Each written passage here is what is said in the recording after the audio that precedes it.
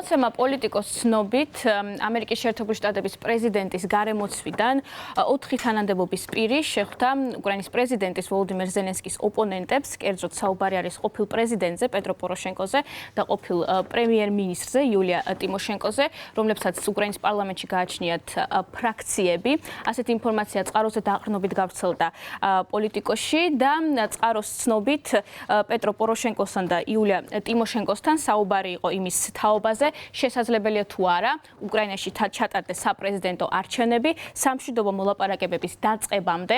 აღსანიშნავია, რომ ამასთან დაკავშირებით საუბარი მიდიოდა როგორც დახურულ კარს მიღმა, ასევე საჯაროდ არაერთხელ ითქვა დონალდ ტრამპის ადმინისტრაციის წარმომადგენლების მხრიდან, რომ საჭირო არის საპრეზიდენტო არჩევნები ჩატარდეს უკრაინაში.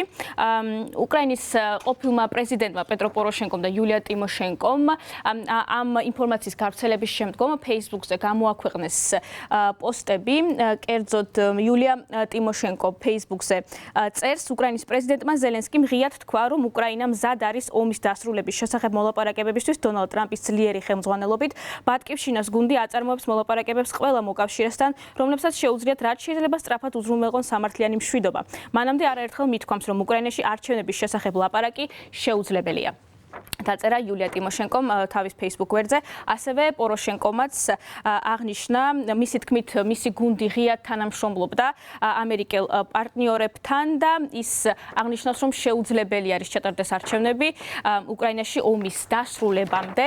არაერთხელ იყო შემოთავაზებული ამ შეხვედრების კოორდინაცია ხელისუფლებასთან, შეხვედრებზე ელჩის მოწვევაც კი განიხილებოდა. ჩვენ ასევე საჯაროდ არაერთხელ გვისაუბრია სამთავრობო გუნდისა და ამერიკის ადმინისტრაციას შორის კომუნიკაციის ნაკლებობაზე, რაც საფრთხეს უქმნის სახელმწიფოს. ჩვენი გუნდი დღეს ისევე როგორც მანამდე კატეგორიულად წინააღმდეგია არჩევნების ჩატარების ომის დროს. არჩევნები შესაძლებელია ცეცხლის შეწყვეტისა და უკრაინის უსაფრთხოების გარანტიებით სამშვიდობო შეთანხმების ხელმოწერის შემდეგ. დაწერა პეტრო პოროშენკომ თავის Facebook გვერდზე.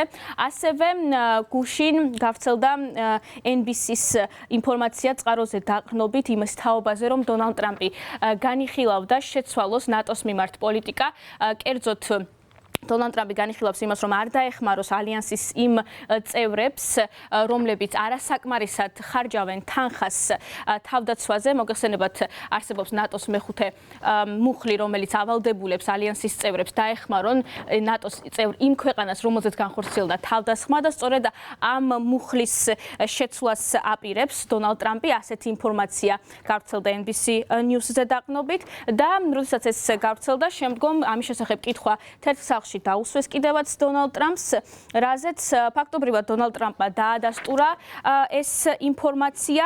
ეს საღი აზრია, თუ არ გადაიხდიან, მე მათ დაცვას არ ვაპირებ. არა, მათ დაცვას არ ვაპირებ.